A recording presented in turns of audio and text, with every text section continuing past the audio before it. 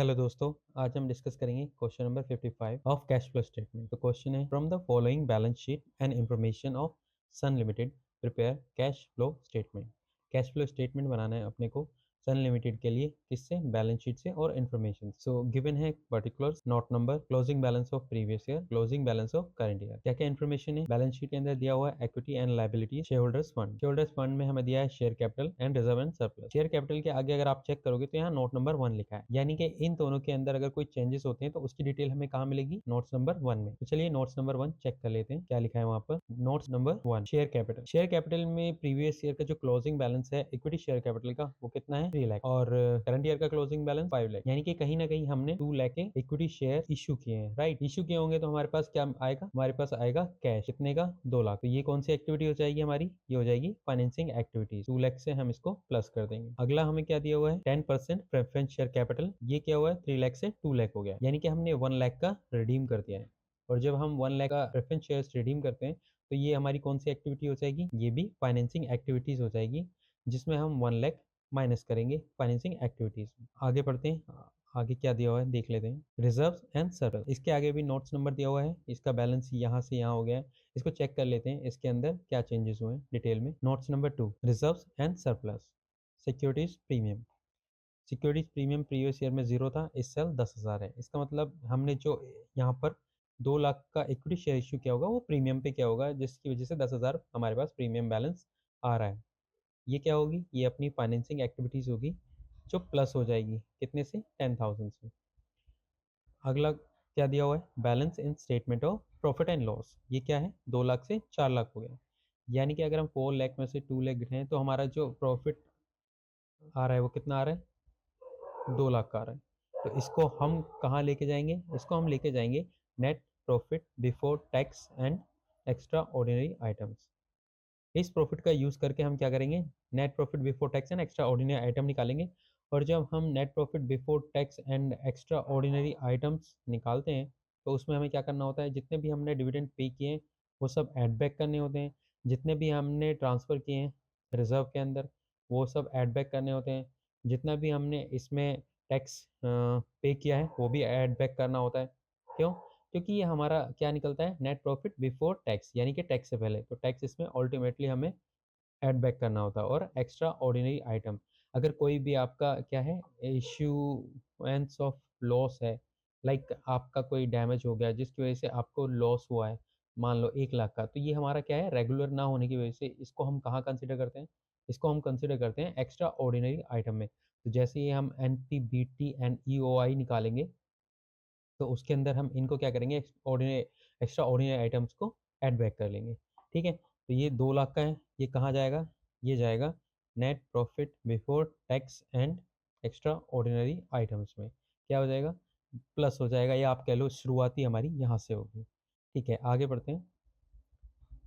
आगे दिया है हमें non current liabilities, long term borrowings, 10% debentures. यहाँ अगर आप देखोगे यहाँ 2 लाख से 3 लाख हो गया, मतलब 1 लाख के हमने डिवेंचर इशू किए हैं। अब जब डिवेंचर इशू करते हैं तो हमारे पास ये एक्टिविटी हो जाती है फाइनेंसिंग एक्टिविटीज़, और जैसे ही हमने डिवेंचर इशू किए होंगे हमारे पास कैश आया होगा, इसकी वजह से फाइनेंसिंग एक्टिविटीज़ में ये प्लस हो जाएगा 1 लाख से। आगे बढ़ते हैं। करंट लाइबिलिटीज़, करंट लाइबिलिटीज़ ये वर्किंग कैपिटल चेंजेस में यूज़ होगा। यहाँ पर दिया हुआ है 60,000 से 1,40,000, यानी कि 80,000 हमारे जो ट्रेड पेबल्स हैं वो क्या हुए हैं? इंक्रीज़ हुए हैं। तो ये कहाँ जाएगा? ये ऑपरेटिंग एक्टिविटीज़ में जाएगा, जहाँ पर हम चेंजेस इन वर्किंग कैपिटल को कंसीडर करते हैं। कितने से? 80,000 से प्लस हो जाएगा।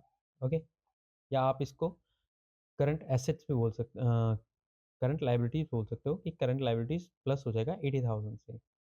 ओके, एसेट्स पर आते हैं। एसेट्स में हमें नॉन करंट एसेट्स दिया हुआ है, जिसके अंदर है प्रॉपर्टी प्लांट एंड इक्विपमेंट और non current investment. Property plant equipment and intangible assets में हमें प्रॉपर्टी प्लांट एंड इक्विपमेंट दिया हुआ है, जो 6 लाख से 7 लाख हो गया है। एक चीज़ जो बेसिक सी है वो ये है कि कभी भी अगर हमें पीपीई दिया हो या फिर कोई मशीनरी दी हुई हो या कोई फिक्स एसेट दी हुई हो, तो उसका हमें क्या बना लेना चाहिए? एक लेजर बना लेना चाहिए। क्यों? क्योंकि इसमें डेफिनेटली डेप्रिसिएशन चार्ज होगा, कुछ सोल्ड हुआ होगा, कुछ परचेज़ हुआ होगा, तो उसकी प्रॉपर कैलकुलेशन के लिए हमें ज़रूरी है कि हम इसका क्या बना लें? लेजर बना लें। जिससे क्या होगा? हमारे लिए ईज़ी हो जाएगा डेप्रिसिएशन चार्ज करना, इन्वेस्टिंग एक्टिविटीज़ में इसकी एडजस्टमेंट करना, और अगर इससे कोई लॉस हुआ है तो ऑपरेटिंग एक्टिविटीज़ में उसको वापस से ऐड बैक करना as a non cash item. ठीक है, इसको हम लेजर बनाकर चेक कर लेंगे। आगे चलते हैं। हमें दिया हुआ है नॉन करंट इन्वेस्टमेंट 10%। अगर आप प्रीवियस ईयर के क्लोजिंग बैलेंस को देखेंगे तो 1 लाख है और करंट ईयर का क्लोजिंग बैलेंस 2 लाख है, यानी कि 1 लाख का क्या हुआ है, इंक्रीमेंट हुआ है। तो फाइनेंसिंग एक्टिविटीज़ में ये माइनस हो जाएगा 1 लाख से। क्यों? क्योंकि कैश आउटफ्लो हुआ है। इसको यहाँ पर हम बना देते हैं। ये अपना जाएगा कहाँ पर, ऑपरेटिंग एक्टिविटीज़ में और फाइनेंसिंग इन्वेस्टिंग एक्टिविटीज़ में। ये कहाँ जाएगा, ये इन्वेस्टिंग एक्टिविटीज़ में जाएगा और प्लस हो जाएगा। आगे क्या दिया हुआ है, current investment, inventories, trade receivables और कैश एंड कैश इक्विवेलेंट। आपको पता होगा जो करंट इन्वेस्टमेंट होते हैं ये कैश एंड कैश इक्विवेलेंट के पार्ट होते हैं। कैश एंड कैश इक्विवेलेंट तो अपने आप में एक existing cash and cash equivalent है ही। जब हम कैश एंड कैश इक्विवेलेंट देखेंगे तो उसमें ये दोनों को ऐड करेंगे। मैं आपको दिखा देता हूँ फॉर्मेट में ये कहाँ पर होता है। अगर आप देखोगे, ये हमारे पास फॉर्मेट है जो बुक में दिया हुआ है, आप इसमें से भी चेक कर सकते हो। So cash and cash equivalent in the beginning of the year. देखो, कैश ऑन हैंड आता है, cash on bank, cash at bank आता है, शॉर्ट टर्म डिपॉजिट्स आता है, करंट इन्वेस्टमेंट आता है। ये वही है जिसकी मैं बात कर रहा था, करंट इन्वेस्टमेंट। तो ये और कैश एंड कैश इक्विवेलेंट में मिक्स होके कुछ भी हो सकता है इनमें से, तो वो सारे इंक्लूड करके हमें दिए हुए हैं। इसके अलावा तो यहाँ पर जो कैश एंड कैश इक्विवेलेंट है ये आएगा, प्लस इसके साथ इसको हम ऐड कर देंगे। ठीक है, आगे बढ़ते हैं। ये क्या है, इन्वेंट्रीज है। इन्वेंट्रीज करंट एसेट होगी, 1 लाख से 2 लाख हो गई है। तो ये हम कह सकते हैं कि जो करंट एसेट्स हैं वो बढ़ दिए हैं, जिसको हम माइनस करेंगे कितने से, 1 लाख से। ट्रेड रिसीवेबल से 190 से 280 हो गए। लेकिन आप देखेंगे इसके आगे नोट्स नंबर 3 है, मतलब इसकी डिटेल्स हमें नीचे मिलेगी। चलिए चेक कर लेते हैं। Notes number 3, trade receivables, sundry debtors हैं 2 लाख से 3 लाख हुए, और प्रोविजन फॉर डाउटफुल डेट्स हैं जो 10,000 से 20,000 हो गए। अब जो सन्ड्री डेटर्स हैं ये तो हमारे करंट एसेट्स में आते हैं, इसको तो हम मैनेज कर लेंगे कि करंट एसेट्स बड़े हैं तो हमने माइनस करना है कितने से, 1 लाख से। अब आपको प्रोविजन फॉर डाउटफुल डेट्स के बारे में पता होगा, वैसे तो ये काफ़ी कम देखने को मिलता है, लेकिन ये नॉन कैश आइटम होता है। और जो नॉन कैश आइटम्स होते हैं वो वापस से क्या होते हैं, एड बैक होते हैं हमारे किसमें, net profit before tax and extraordinary item के बाद जो हम एडजस्टमेंट करते हैं non cash items and non operating activities की, वहाँ पर इसको हम क्या करेंगे, ऐड बैक करेंगे, क्योंकि इसमें कुछ कैश जा नहीं रहा। तो हम यहाँ पर लिख सकते हैं क्या होगा, कि इसको हम नॉन कैश आइटम में प्लस करेंगे। कितने से प्लस करेंगे, 10,000 से। आगे बढ़ते हैं। ये अपना ट्रेड रिसीवेबल्स हो गया। ओके, यहाँ पर कैश एंड कैश इक्विवेलेंट में हम इसको देख लेंगे, जो क्लोजिंग बैलेंस निकालने के लिए ओपनिंग पोस्ट करेंगे। अब हम एडजस्टमेंट पर चलते हैं।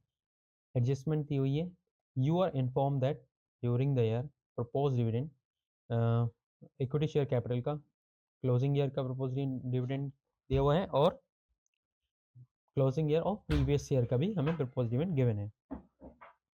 इक्विटी शेयर कैपिटल कोई प्रपोज डिविडेंड नहीं है, ना पिछले साल था ना इस साल है।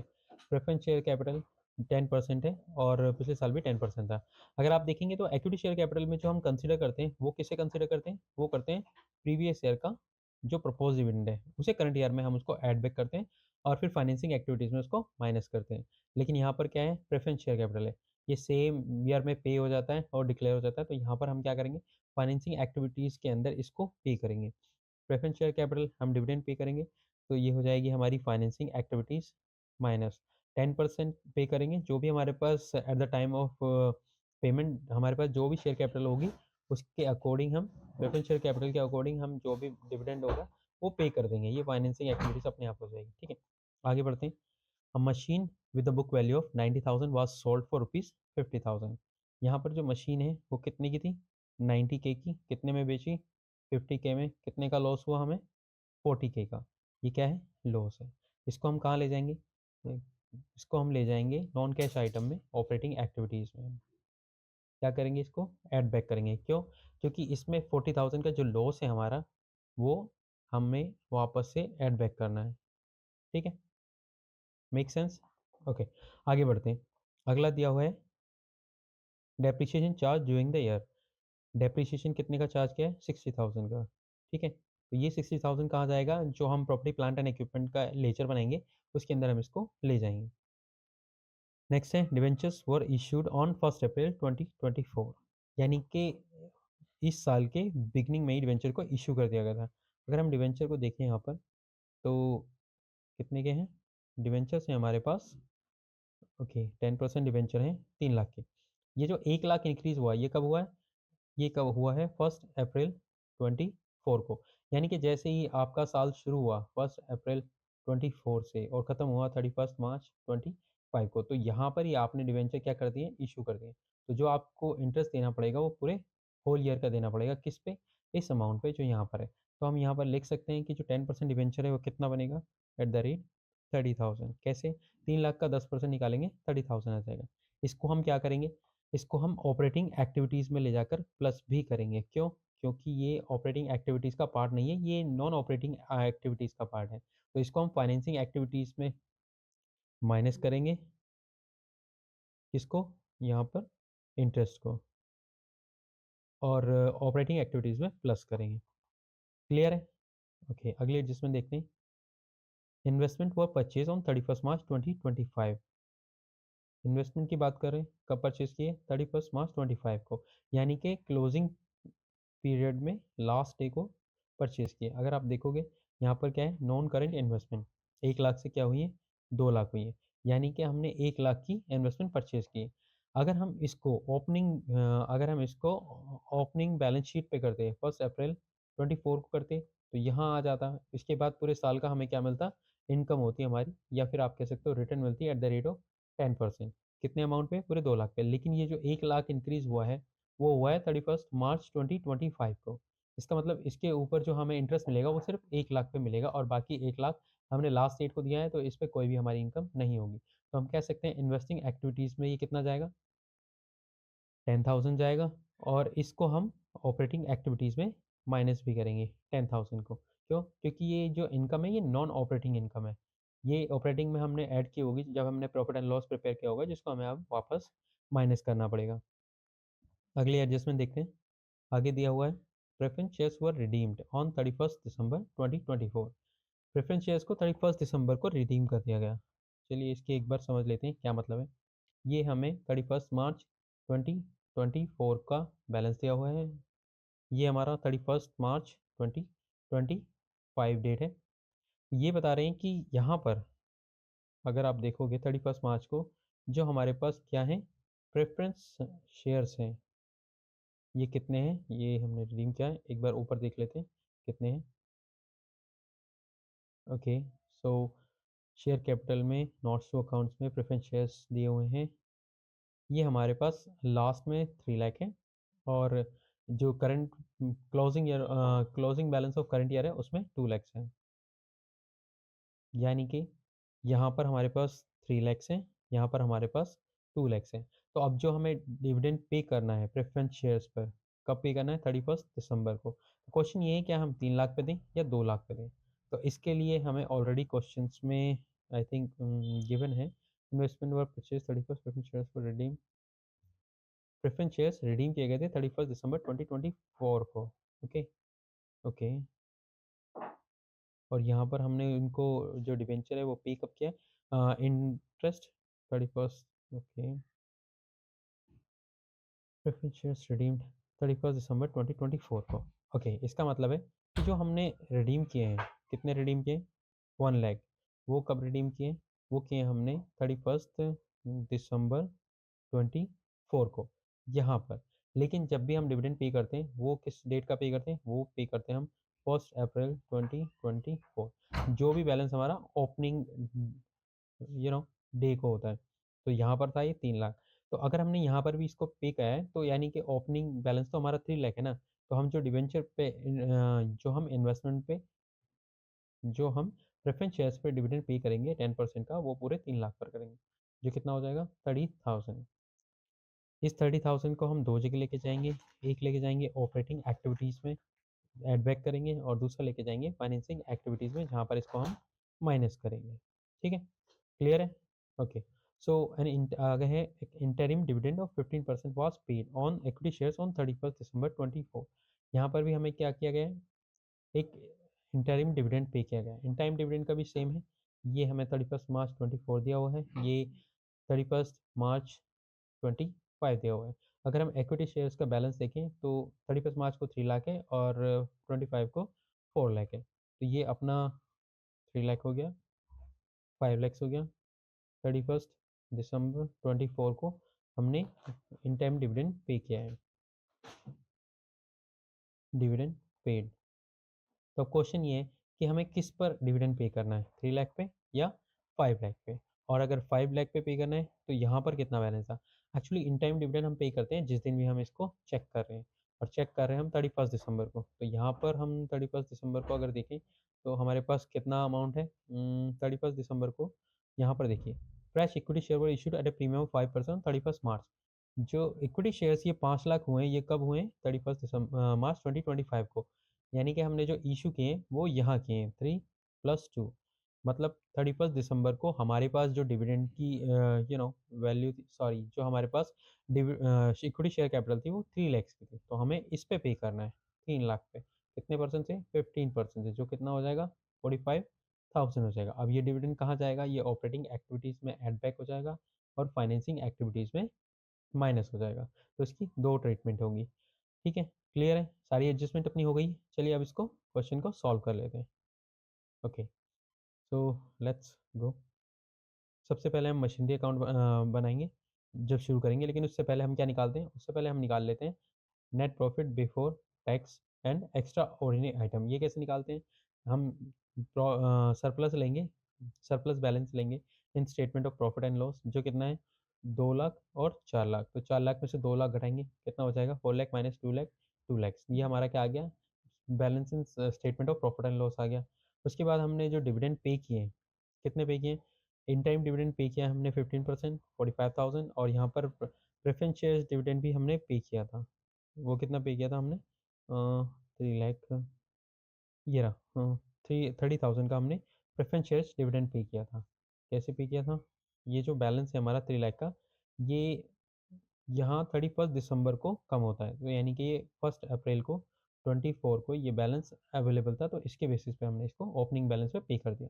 30,000 का अपना प्रेफरेंस हो गया, 45,000 का अपना इन टाइम डिविडेंड पे हो गया। तो ये हमारा क्या आ जाएगा, ये आ जाएगा हमारा net profit before tax and extra ordinary items. कितना आ गया 2,75,000 का। ये कहाँ जाएगा, जब हम cash flow from operating activities बनाएंगे तो उसके अंदर जो हम net profit before tax and extra ordinary items लिखेंगे, ये उसी का पार्ट बनेगा, यहाँ पर आ जाएगा। ठीक है, अब चलते हैं अगली वर्किंग नोट की तरफ। आप चाहें तो इसको वर्किंग नोट में ही बना सकते हैं, या फिर क्वेश्चन के बाद में भी वर्किंग नोट दे के बना सकते हैं। मैंने पहले बना दिया है।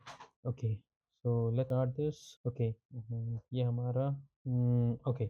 सो यहाँ पर हमें नॉन करंट एसेट्स में पीपीई दिया हुआ है, कितने का है, 6 लाख ओपनिंग बैलेंस है, क्लोजिंग बैलेंस 7 लाख है। तो 6 लाख हमने ओपनिंग बैलेंस डाल दिया, 7 लाख क्लोजिंग बैलेंस डाल दिया। एडजस्टमेंट दी हुई है इसकी, एक मशीन थी, बुक वैल्यू जिसकी 90,000 थी, उसको 50,000 में बेचा है, तो ये 50,000 बैंक में आ गया, मशीनरी सोल्ड। और इसके साथ जो लॉस हुआ है मशीनरी सोल्ड पे, वो 40,000 का। कैसे, 90,000 की अगर आप 50,000 में बेचोगे तो 40,000 का तो लॉस हो गया आपका, तो ये 40,000 यहाँ पर आ जाएगा।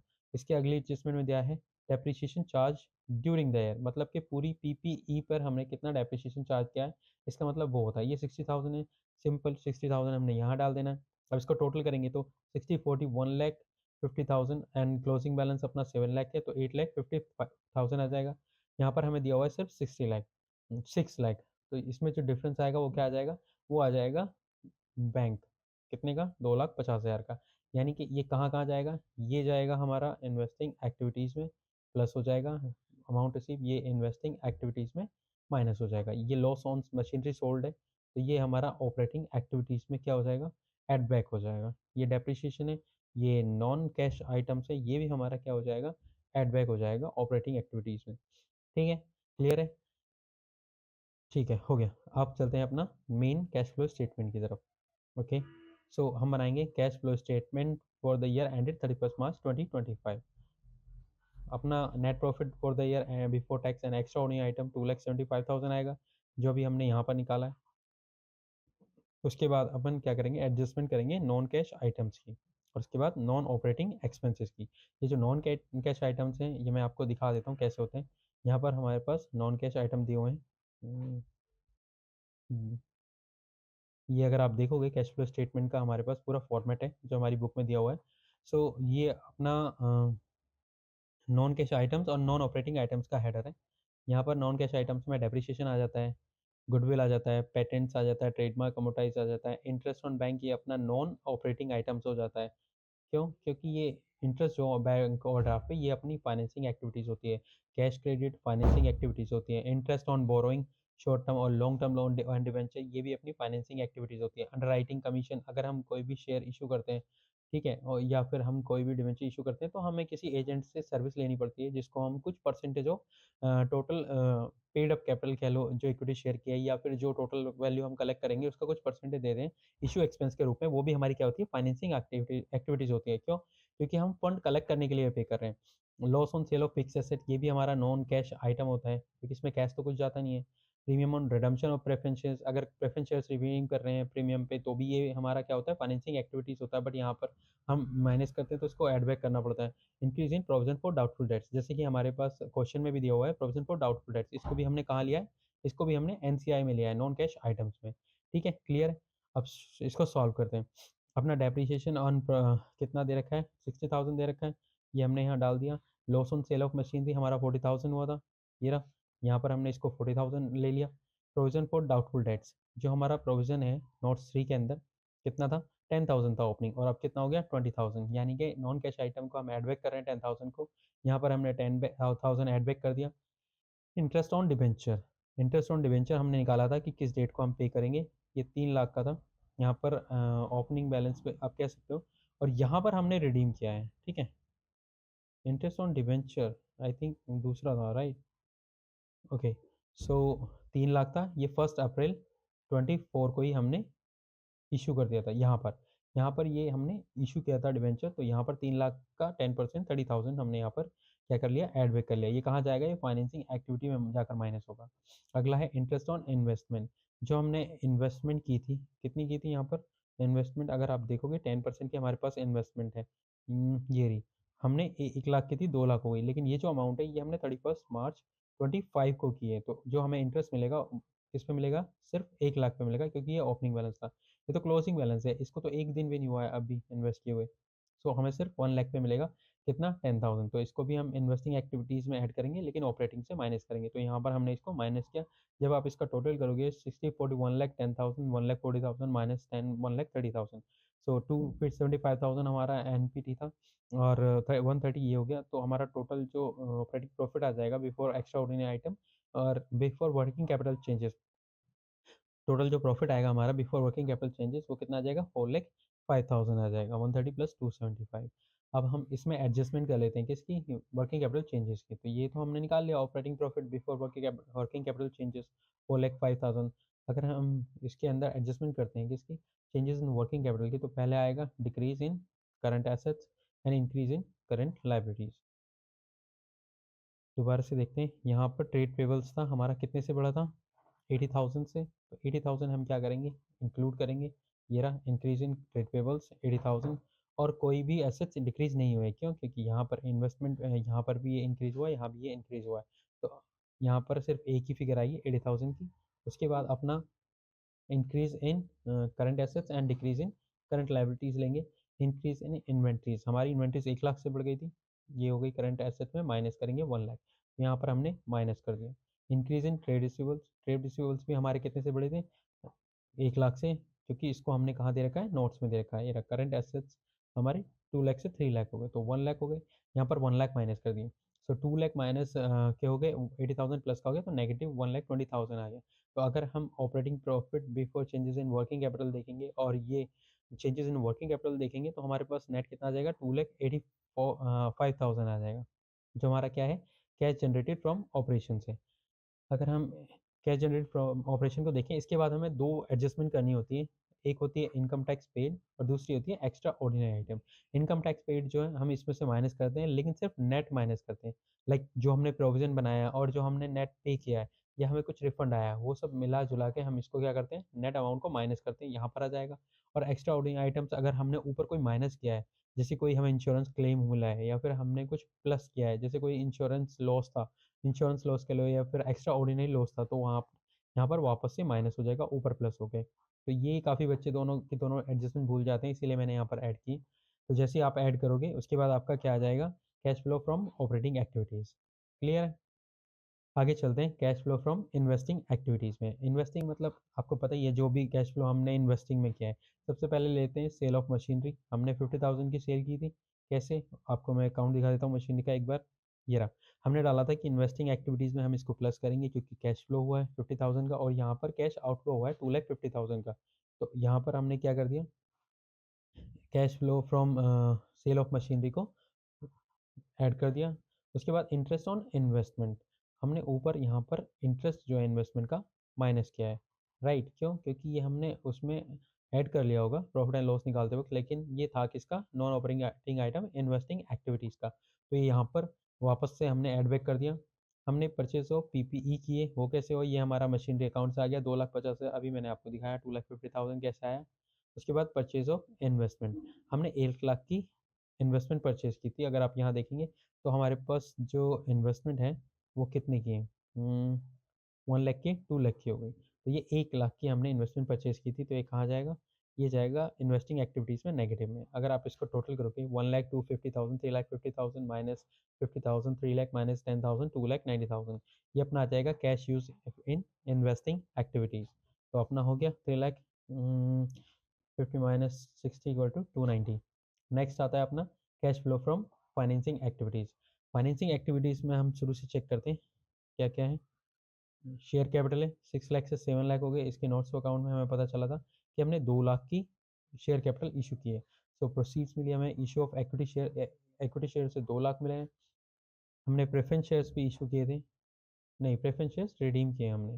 कैसे पता चला? ये देखो यहाँ पर ना, जो प्रेफरेंस शेयर्स हैं, ओके, ये रहे 3,00,000 से 2,00,000 हो गए, तो ये माइनस हो जाएंगे 1,00,000।